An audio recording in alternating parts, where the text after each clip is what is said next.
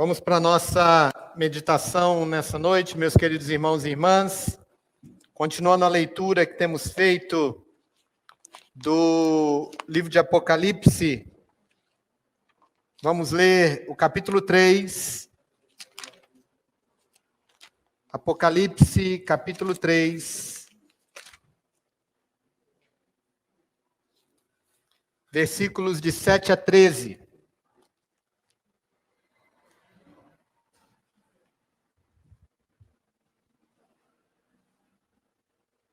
Apocalipse 3, de 7 a 13. Obrigado.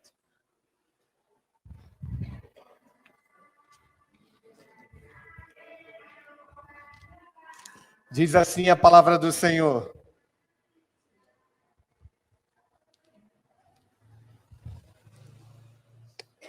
Ao anjo da igreja em Filadélfia escreve: essas coisas diz o santo, o verdadeiro, aquele que tem a chave de Davi, que abre e ninguém fechará, e que fecha e ninguém abrirá. Conheço as tuas obras. Eis que tenho posto diante de ti uma porta aberta, a qual ninguém pode fechar. Que tens pouca força. Entretanto, guardaste a minha palavra e não negaste o meu nome. Eis que farei que alguns dos que são da sinagoga de Satanás, desses que a si mesmos se declaram judeus e não são, mas mentem, eis que os farei vir e prostrar-se aos teus pés.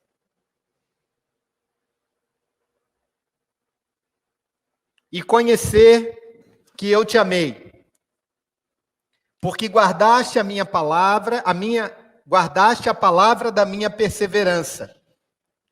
Também eu te guardarei na hora da provação que há de vir sobre o mundo inteiro, para experimentar os que habitam sobre a terra.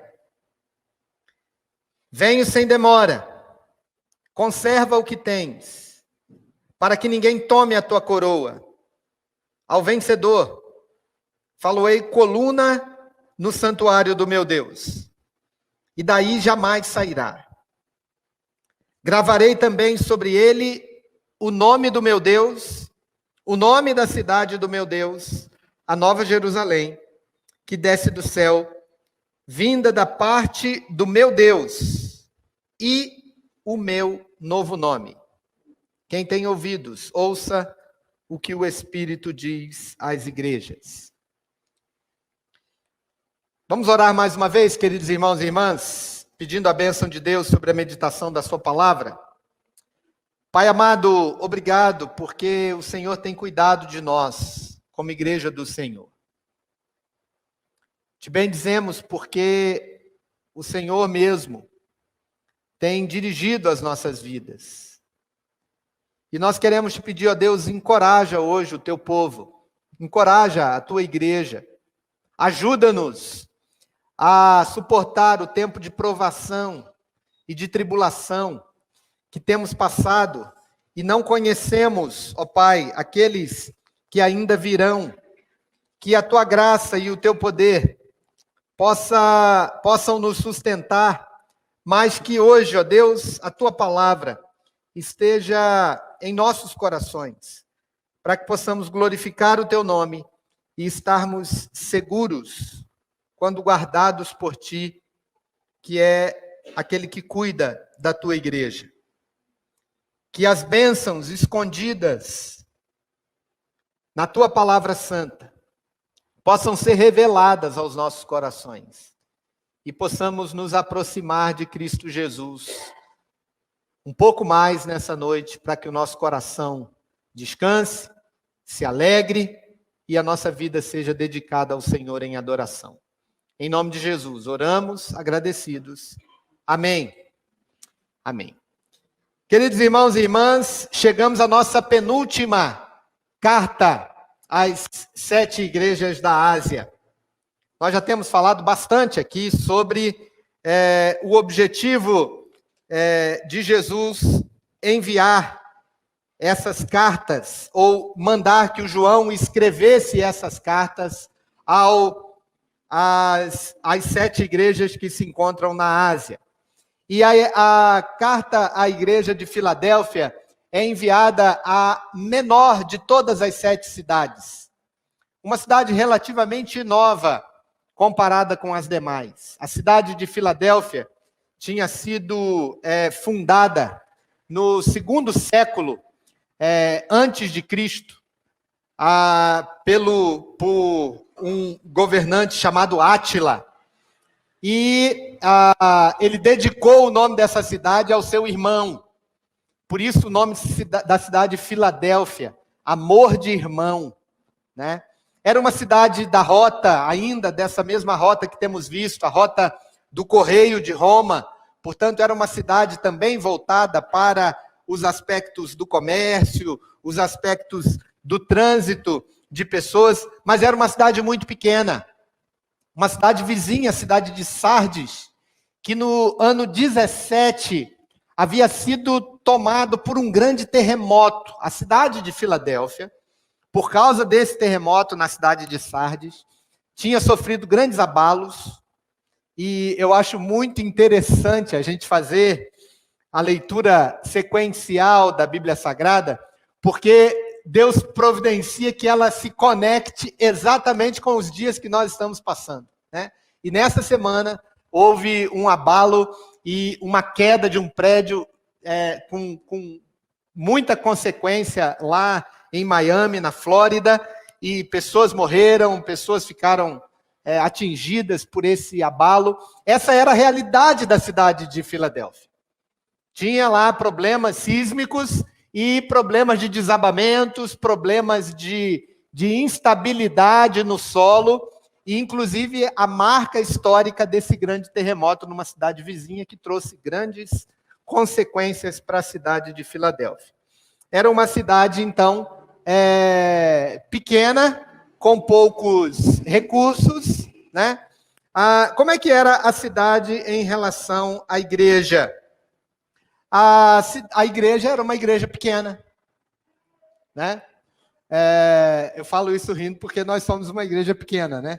E eu quase que não consigo, Ronaldo, ler o texto bíblico e ficar pensando assim, orando no meu coração, acerca das semelhanças e dessemelhanças, ou aspectos que têm a ver com a nossa comunidade.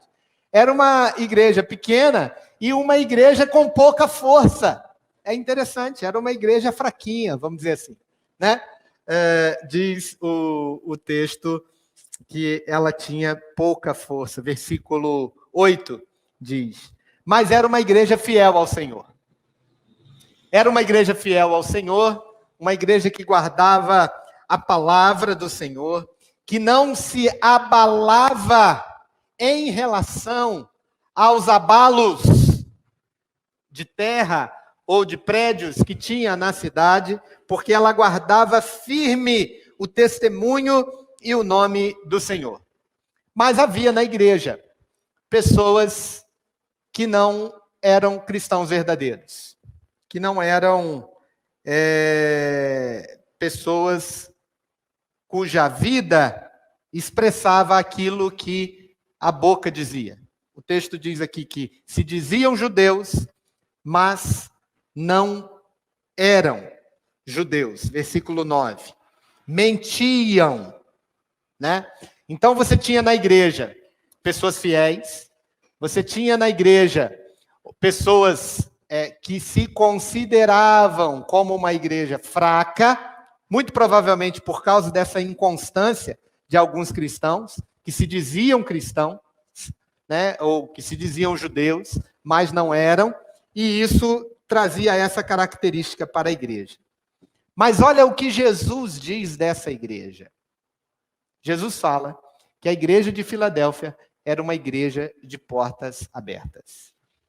Era uma igreja boa de se estar. Coisa boa é a gente entrar num lugar que a gente é bem-vindo, porque a porta é larga, a porta é grande, né? Eu lembro de uma vez um grande pregador da época fazia uma crítica às nossas igrejas, dizia que as nossas igrejas têm uma dificuldade muito grande, as nossas igrejas presbiterianas, né? Quando eu gosto de criticar a igreja, irmãos, eu prefiro criticar a igreja presbiteriana, entendeu?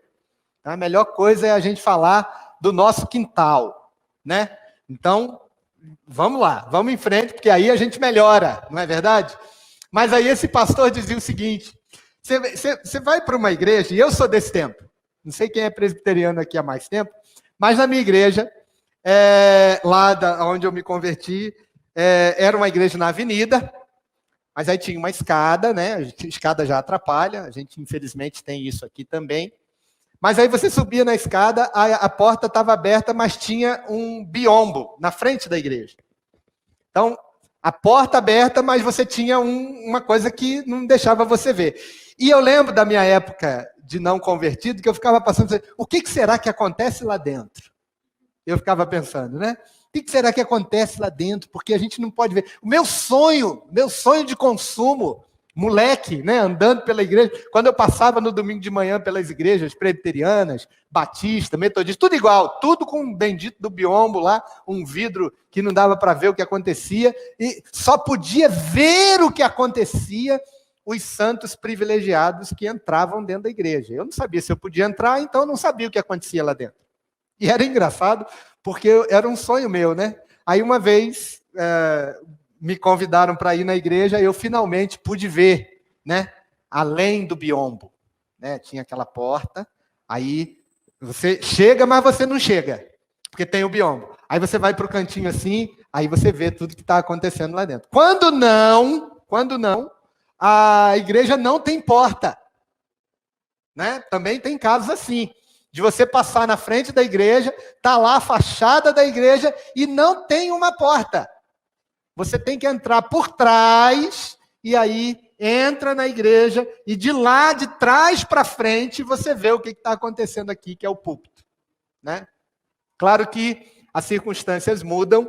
Hoje em dia nós temos outras circunstâncias em termos de porta de igreja por conta da superlotação das cidades, da metrópole. Nós mesmos aqui temos um problema seríssimo para estabelecer a nossa comunidade por conta de não haver terrenos disponíveis aqui na região, não haver imóveis para alugar, não haver essa condição fácil. Mas, voltando lá ao tal pregador, para criticar a igreja presbiteriana, ele dizia o seguinte, que diferente eram as igrejas pentecostais. Que as igrejas pentecostais, elas eram uma porta. A própria igreja era a porta, ou seja, você está andando na rua, e isso acontece nos grandes centros. Você está andando na rua e você não sabe se você está dentro ou fora da igreja, porque você já está ali dentro. Se bobear, o diácono está lá na calçada, já te empurrando para dentro. Não é verdade? Veja como a gente também precisa aprender com esses aspectos, né?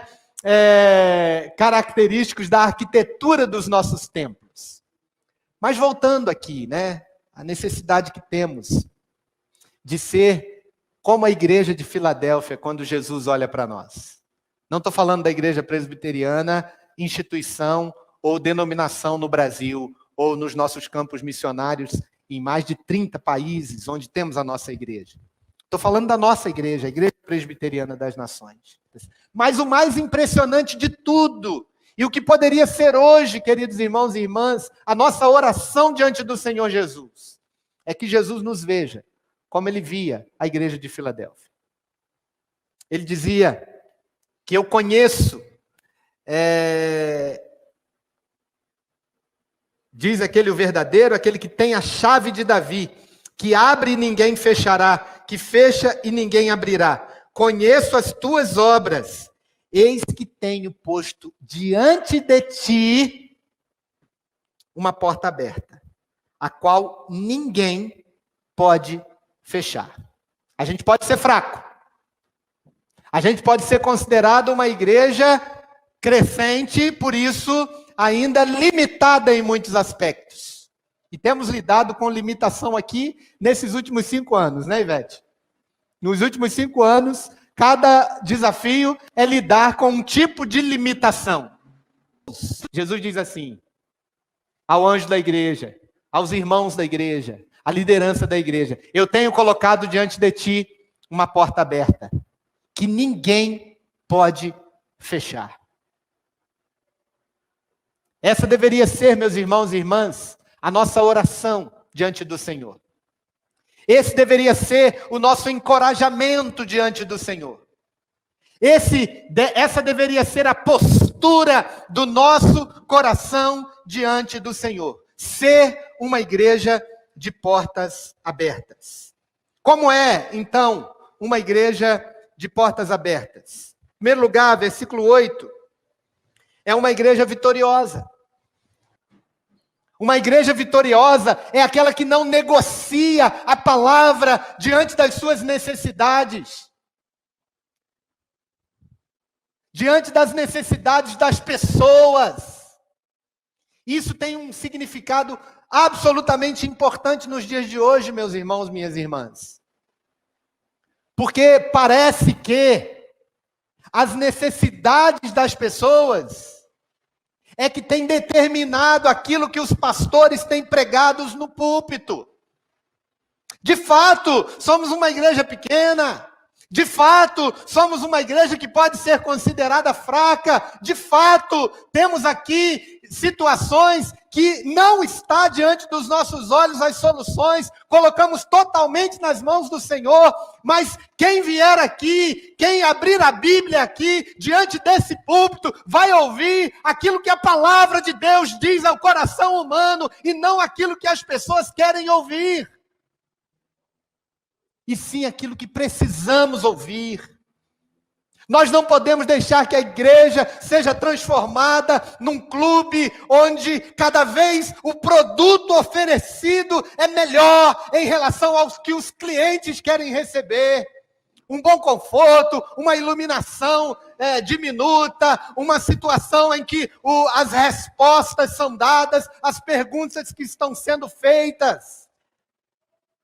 Eu não concordo que a igreja tem a obrigação de responder às perguntas que são feitas na última semana, no último mês ou no último ano por causa da sociedade. Eu sou da opinião que a igreja de Jesus, por causa da palavra de Deus, tem que gerar as perguntas certas para serem primeiramente feitas, para então serem respondidas pela palavra de Deus. Sim, em relação aos acontecimentos, mas quem gera as perguntas não são os seres humanos, é o Senhor. É Deus, pela palavra de Deus, quem diz o que nós precisamos perguntar, o que nós realmente precisamos saber, e não o contrário. Não negar o nome do Senhor.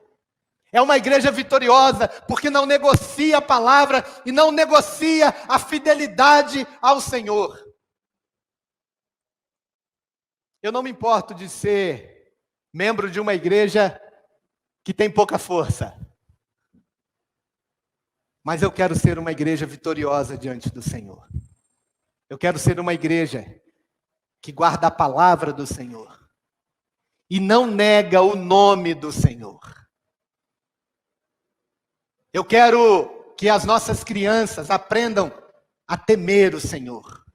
Aprendam a orar ao Senhor dizendo: santificado seja o teu nome. Que o nome do Senhor nos cause temor e tremor quando o pronunciarmos. Basta a gente lembrar que a palavra, o tetragrama, a palavra hebraica, que nós pronunciamos como Yahvé ou Yehoa, era um nome tão sagrado que não podia ser pronunciado pelos judeus. Em segundo lugar, queridos irmãos e irmãs, a igreja vitoriosa, a igreja de portas abertas, além de vitoriosa, é uma igreja que vai experimentar a autoridade de Cristo. Veja que ela lidava com o UFC. FC não é UFC, não tem nada a ver. FC, o falso crente. Já viu falar no falso crente? Aquele que se diz, no texto aqui, judeu e não é. Ou seja, tem a carteirinha. Já viu esse negócio de carteirinha de membro? No meu tempo também tinha. Nossa, quando a gente ganhava carteirinha de membro era uma maravilha. Né? Olha, eu sou membro da igreja presbiteriana.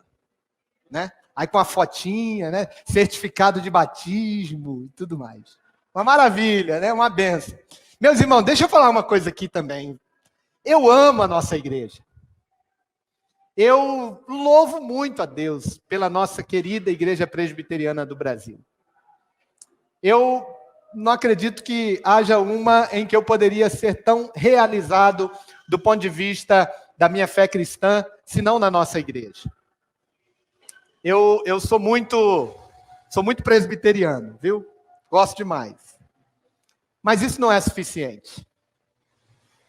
Não adianta a gente ter a carteirinha de membro da igreja. Não adianta a gente se dizer cristão. Não adianta a gente ter o sobrenome A, B ou C. Nós precisamos da autoridade de Cristo sobre a nossa vida e sobre a igreja. O texto nos diz aqui que diante desses que se declaravam judeus e não são, Jesus diz que os FCs, né, os falsos crentes, se dobrariam diante daqueles que são fiéis ao Senhor. Por isso, eles exerceriam a autoridade de Cristo sobre esses que eram ou podiam ser repreendidos por causa da sua conduta. Versículo 9 diz assim: Eis, farei que alguns do que são da sinagoga de Satanás. Jesus conhecia onde a igreja estava inserida. Ele sabia que as pessoas, a estrutura da cidade era uma estrutura onde Satanás dominava.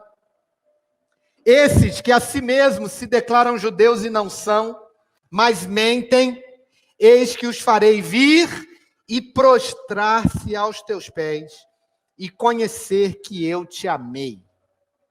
Veja aqui, olha. Primeiro, lembra que Jesus sempre se apresenta para a igreja da forma como a igreja precisa. Tudo bem? Lembra disso, né? Em todas as cartas. Estão lembrados? Sim ou não? Sim, estamos lembrados. Olha como Jesus se apresenta aqui para Filadélfia. Bota lá o primeiro versículo para a gente. 7. O 7. Até o Gabriel, né? Erra. Ele sempre acerta, mas hoje tudo bem.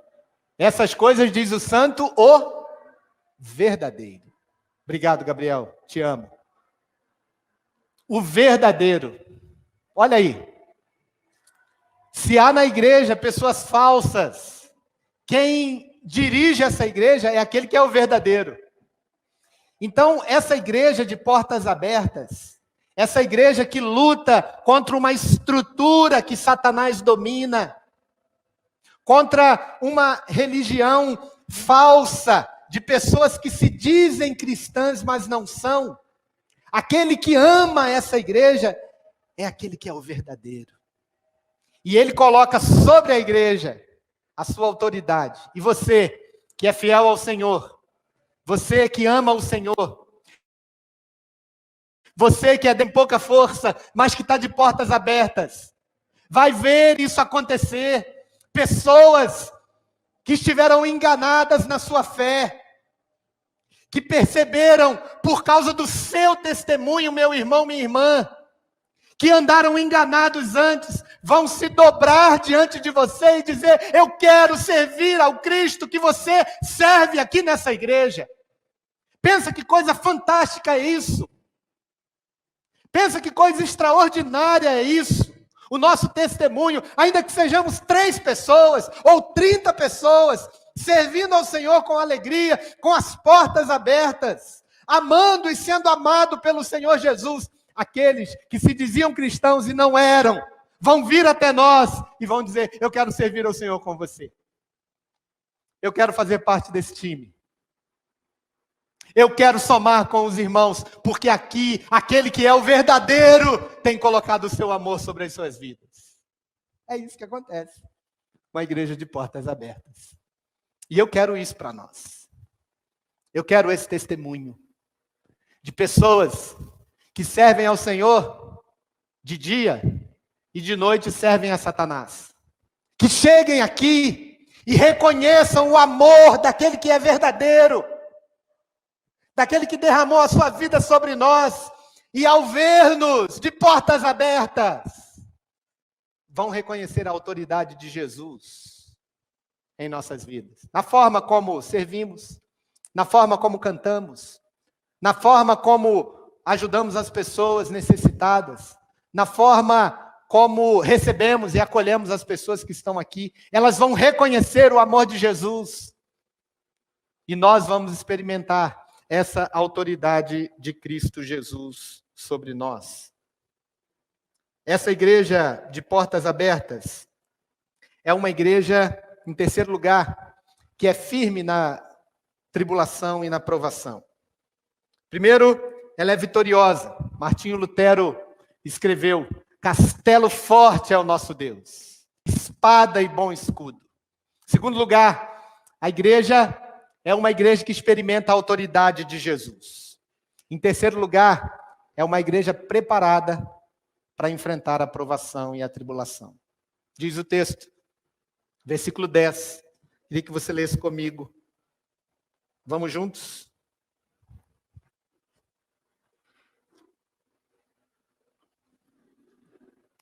Porque guardaste, vamos juntos? Porque guardaste a palavra da minha perseverança, também eu te guardarei na hora da provação que há de vir sobre o mundo inteiro, para experimentar os que habitam sobre a terra.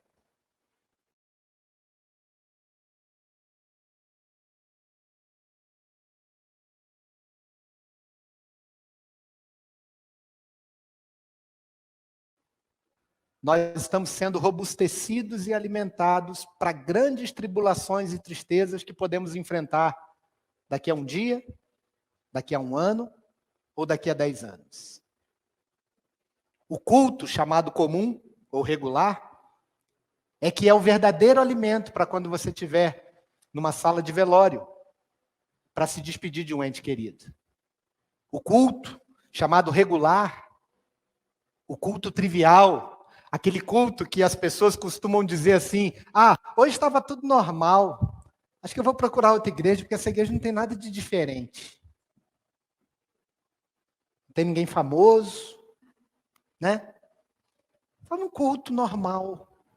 Esse culto normal, oferecido ao Senhor de coração, em que você ouve a palavra, em que você não negocia o nome de Deus, é verdadeiro alimento para quando você tiver que enfrentar um ano de desemprego, quando você tiver que enfrentar a traição, porque você é perseverante, porque você é fiel no pouco e na fraqueza.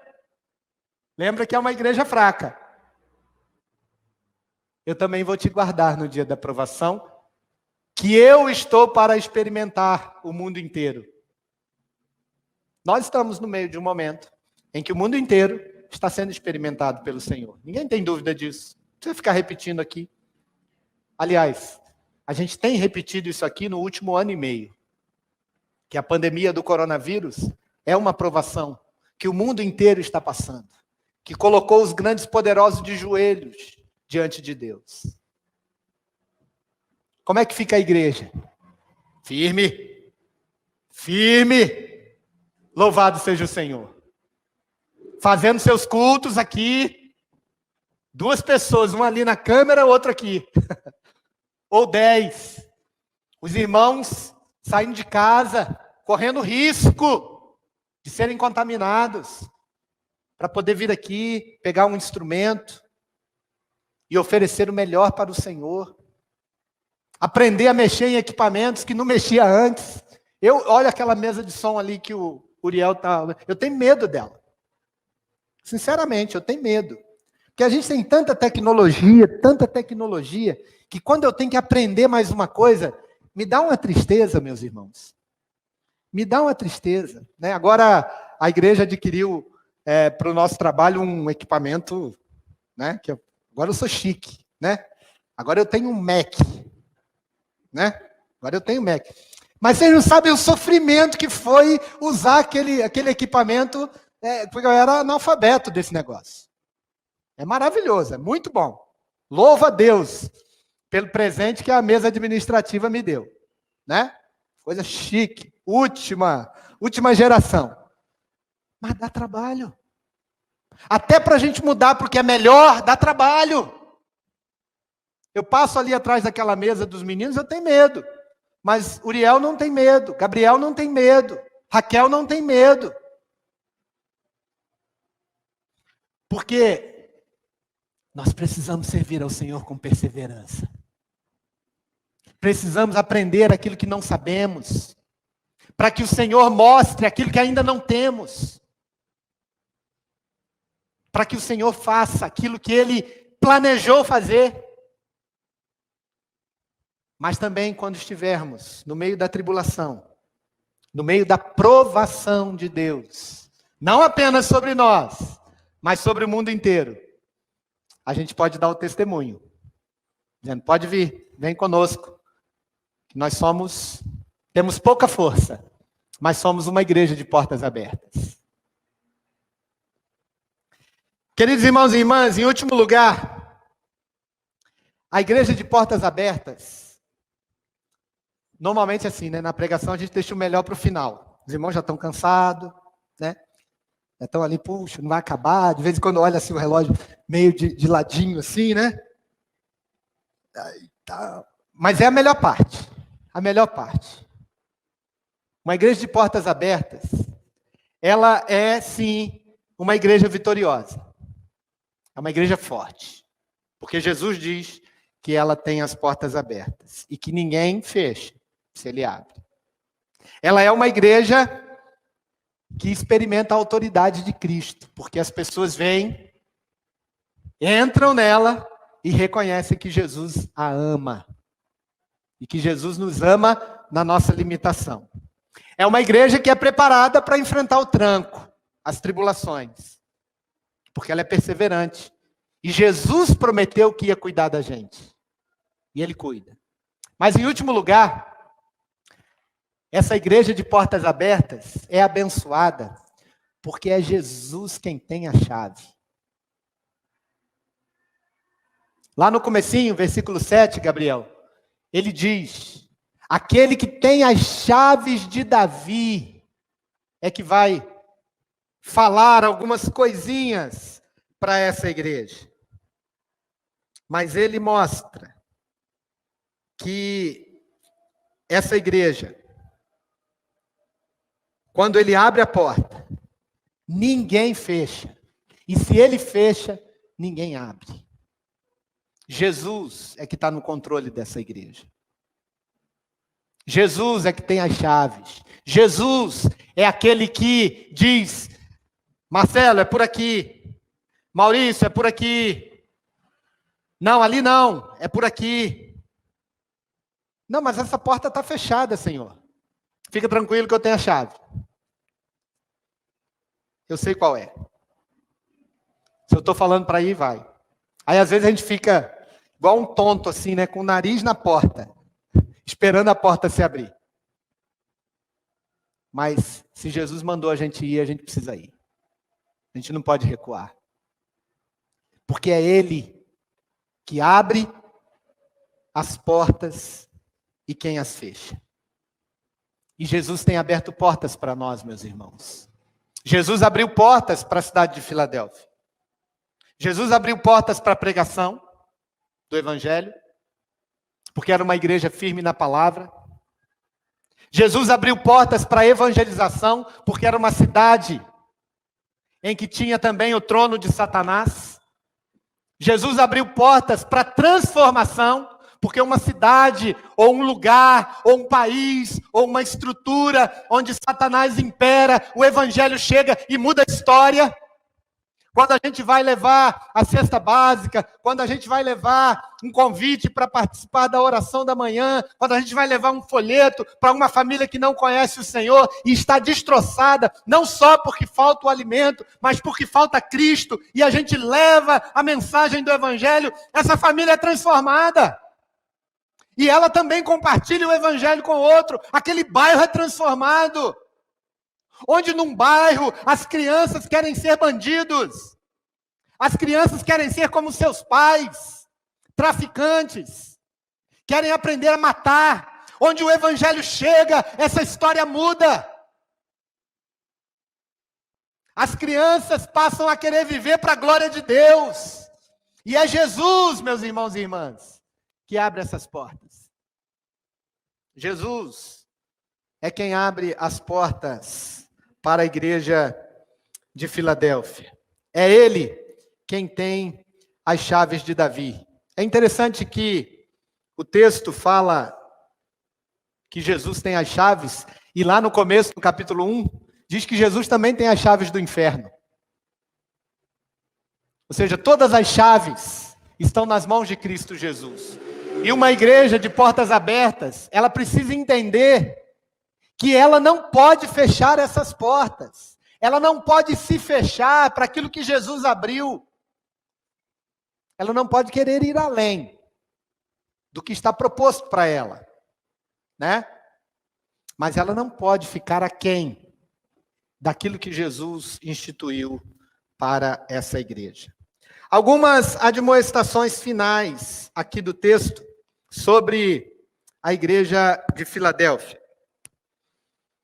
Primeira delas, venho sem demora. Então, precisamos ser essa igreja de portas abertas, porque Jesus está voltando.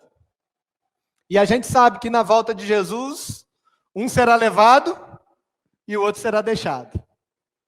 Estarão dois no campo, um será levado, o outro será deixado. Estarão dois em casa, na cama, um será levado e o outro será deixado. Jesus está advertendo a igreja de Filadélfia de que ela se mantenha com as portas abertas. Porque a volta do Senhor é iminente. E nós precisamos estar de olho àquilo que o Senhor tem nos dado aqui, mas olhando ali. Olhando logo na frente. Porque eu não quero ficar. Eu quero ir com o Senhor. Amém? Quem fala amém é porque quer ir também. Amém? Amém. Louvado seja Deus. Ninguém aqui quer ficar. Segunda advertência de Jesus. Conserva o que tens. Conserva o que tens, diz o texto, né? Olha só, vamos ler tudo aqui, as advertências. Versículo 11. Venho sem demora. Conserva o que tens, para que ninguém tome a tua coroa. Essa igreja, cujas portas estão abertas, mas cujas chaves das portas estão nas mãos de Jesus, não tem a segurança em si mesma, na sua obra, na sua perseverança, no seu trabalho. A sua segurança está em Cristo. Então, conserva o que tens, para você não ser pego desprevenido, meu querido. Não é porque você ganhou lá o prêmio de melhor cantor gospel do último domingo no culto da Igreja Presbiteriana das Nações que você está seguro. Sua segurança é de quem tem a chave na mão, é de Jesus. Então conserva o seu dom, prepara mais, conserva aquilo que Ele te deu, conserva a salvação, conserva a fé, conserva a dependência, conserva o amor, conserva a generosidade, conserva a fidelidade, conserva o que tens, deixa perder não. Não faz de conta que a gente virou outro tipo de cristão, que a gente não precisa mais se preocupar com aquilo que o Senhor Jesus nos deu. Se Ele nos deu, é para a gente conservar. E tudo que Ele nos deu foi de graça. Terceira, aí o texto continua dizendo Ao vencedor, faloei coluna no santuário do meu Deus, e daí jamais sairá. Qual era o problema da cidade de Filadélfia, que teve lá junto com a cidade de Sardes? Instabilidade, né? Ela sofria com o terremoto, o prédio caía. Mas aquele que é fiel ao Senhor, ele é transformado numa coluna, numa força. Veja que há aqui um ensino contrastante, para que fique claro a firmeza do cristão diante do seu Cristo, diante do Senhor Jesus. Por mais que as situações se abalem em torno de nós, o Senhor Jesus diz: faloei coluna no santuário do meu Deus, e daí jamais sairá. Ele, quando exorta as igrejas, ele está sempre dizendo isso: eu venho sem demora. Cuidado, para ninguém roubar o seu lugar, tirar o seu candeeiro do lugar onde ele está. Nós não queremos ser uma igreja, queridos, reprovada pelo Senhor, mas permanecer, jamais sair da onde o Senhor nos colocou. E aí, para finalizar, ele diz: vocês terão 3 nomes, para que, de fato, vocês sejam encontrados fiéis. O nome do meu Deus, o nome da Nova Jerusalém e o meu nome, diz o Senhor Jesus.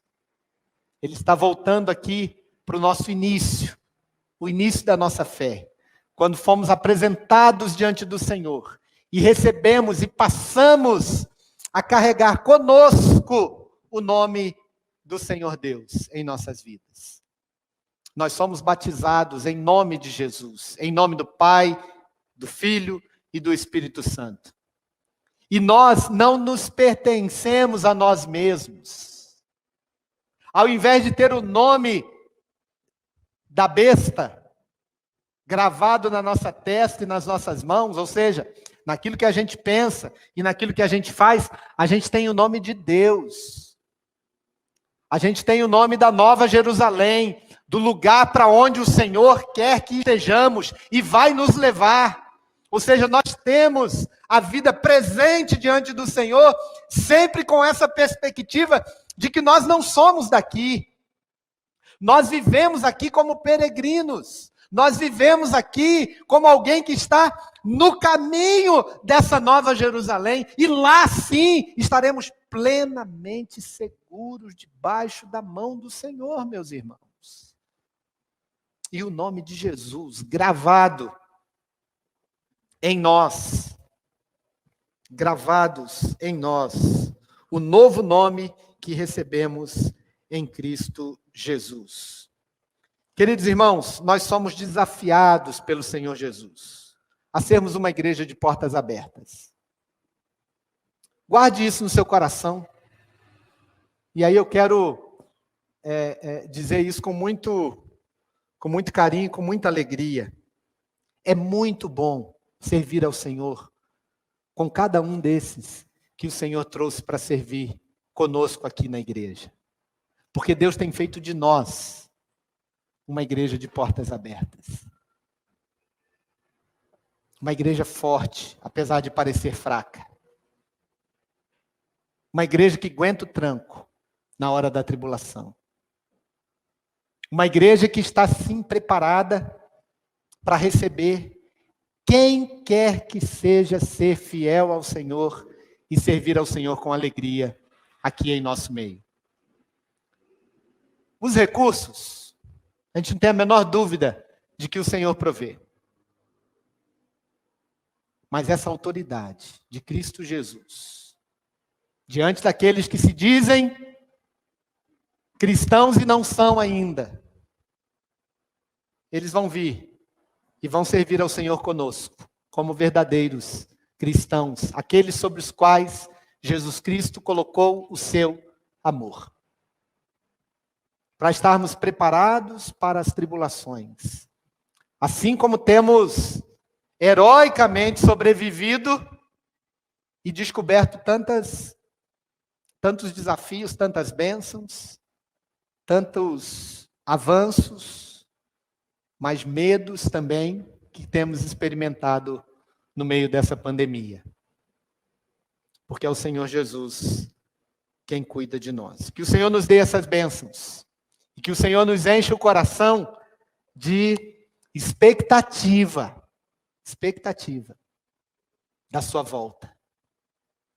De sermos considerados como colunas no meio de um mundo tão oscilante. Colunas firmes no meio de tantos terremotos. E aqueles que temem e amam e conservam o nome do nosso Deus, o nome da cidade celestial, que é também um tipo da igreja, e o nome de Jesus. Que Deus nos abençoe, meus irmãos, e nos exorte com amor, nos dê um pouco daquele medo santo, sabe? Que a gente sai meio que pisando, não sabe se vai, porque que o Senhor realmente abale o nosso coração. E que no fim, sejamos consolados e guardados pelo Senhor, como igreja do Senhor Jesus, nesse período que temos enfrentado.